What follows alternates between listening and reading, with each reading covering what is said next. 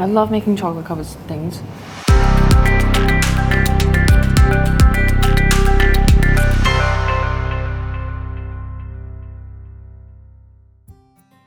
Hi, my name is Medina and welcome to the first episode of our brand new series, Pick a Recipe, where we'll be trialing out student recipes that are easy to make, cost effective, efficient and delicious.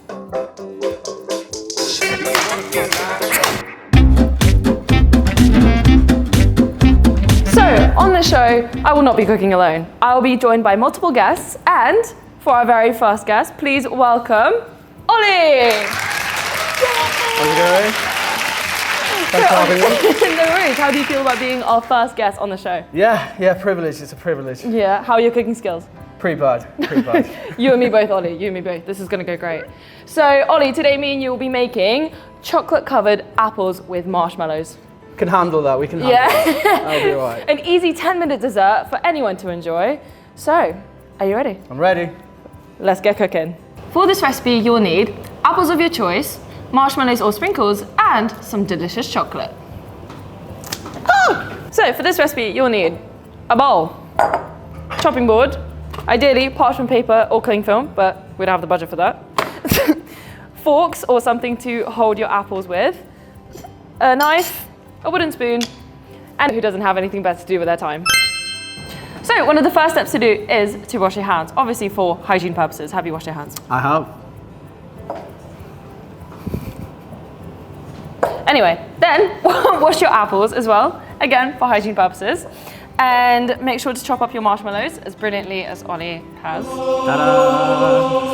Happy with that. The next thing that we're gonna do is we're gonna break up the chocolate and pop it in this bowl and melt it as well. To you.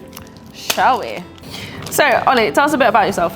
Yeah, so my name's Ollie. I am the business development manager at Pickachef. So I manage a team up in Manchester, which is pretty fun. So what did you do, like, as your degree in uni? Did you go to uni? Yeah, I did actually. So I went to uni at Queen Mary's University of London, and I studied history and journalism. So not really in line with what my career ended up being. How come you chose history and journalism?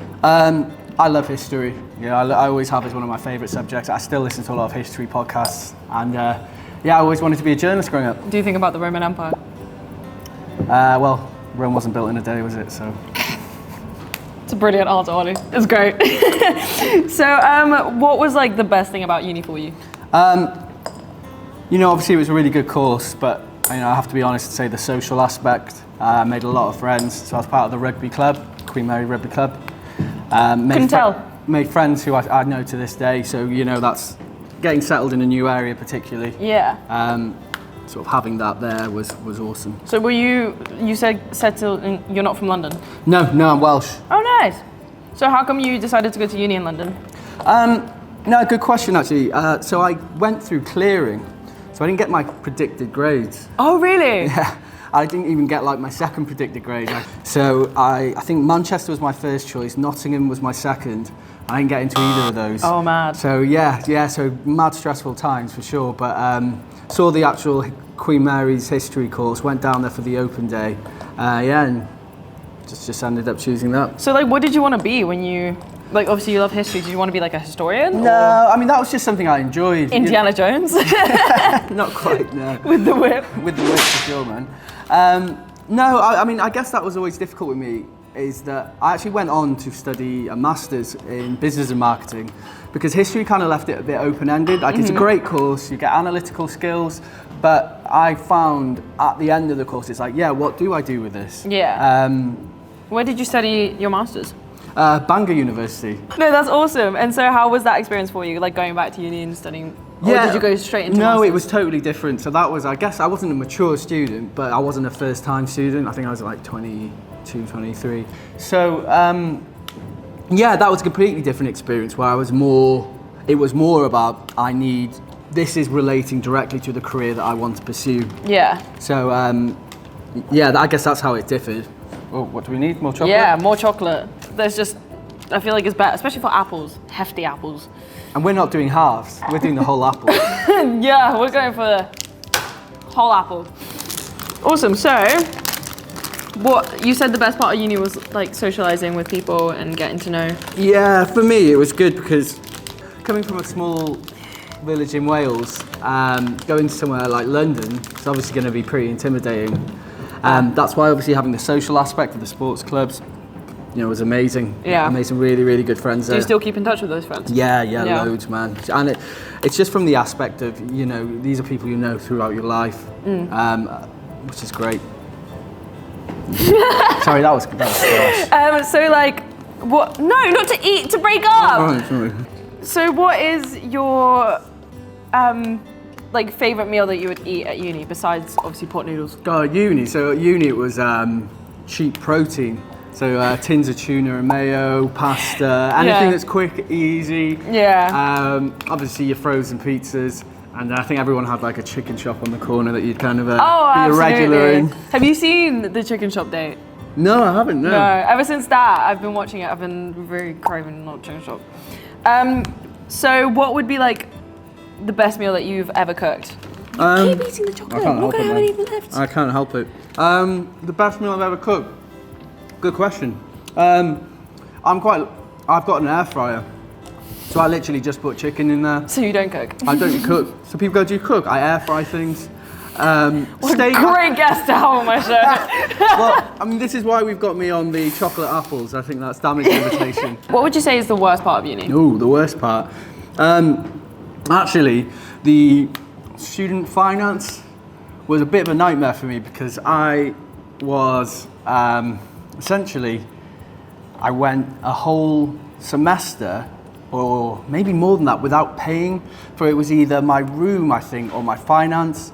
And that was completely on me. I'm not really being well versed enough, to know how to do these things. So what happened with that? I got bailed out by my dad, I think. Oh man. I think I went to John, my dad, and I was just like, I spent all my money and I haven't paid for my accommodation. So stern words from John. Yeah. But John. Yeah. But that was a massively stressful time because at that age, when you're 18, it's completely different. And I'd never paid rent. I'd never done anything like that. So it was a whole new world to me. Yeah, of course. Yeah, definitely. How did you manage your finances after that?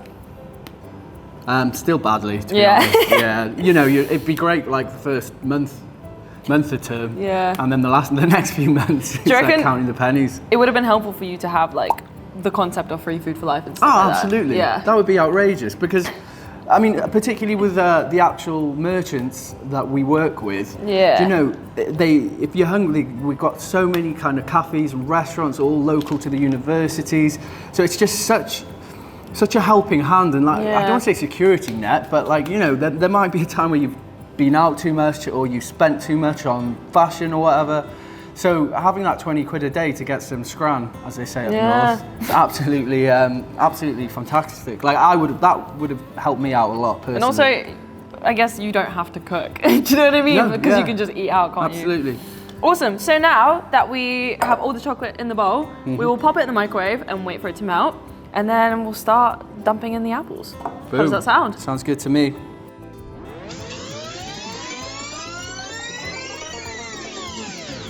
Cool, so once your chocolate has melted and looks deliciously like this, look at that. Yeah, it's crazy, there's 2 whole bars just into that. Ollie is new to the concept of physics. So after you've done that, what you'll do is you'll stab your apple with your fork or whatever you have and dunk away. This would be the best bit. I know, right? Best bit for sure. So they say you're only meant to do half, but we're gonna go for the full whammy. I'm going for the full whammy. Absolutely. Why not? Oh, careful.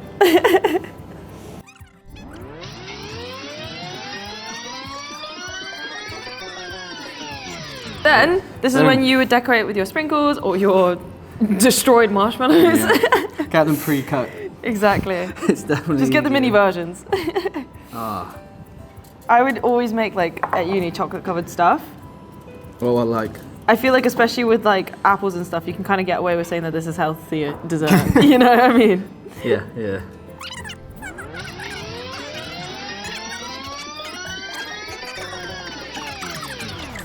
Okay, the next step after you've destroyed your apples is to pop them in the fridge and wait for them to cool. I would usually say maybe like half an hour to an hour-ish, but you can check in on them. It doesn't take that long to cool.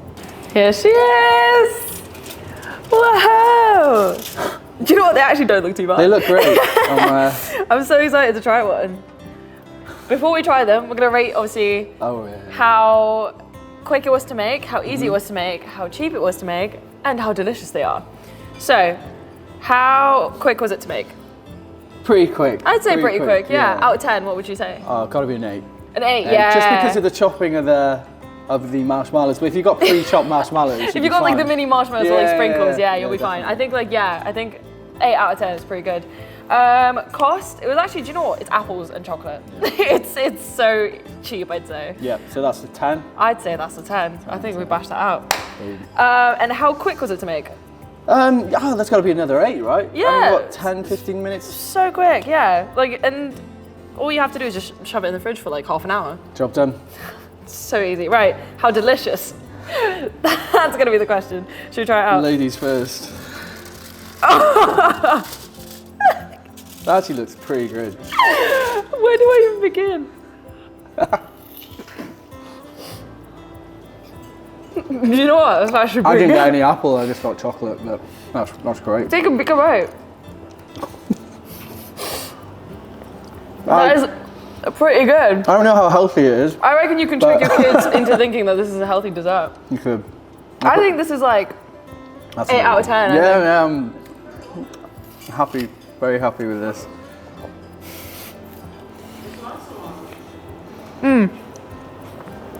Do not do this as a first date. The least attractive thing to eat. Yeah, we do. I've got chocolate on my face. The white t-shirt was a great idea on my part as well. Absolutely. Well, thank you so much for watching this episode. Thank you, Ollie, for joining me on this recipe. Thank you. If you like this video, make sure to comment below, share, and follow us on all our social medias, and subscribe. And jot down any recipes that you want us to try out next time.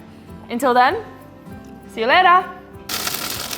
Oh no! Oh no! Don't die, Medina. It's not death paneer.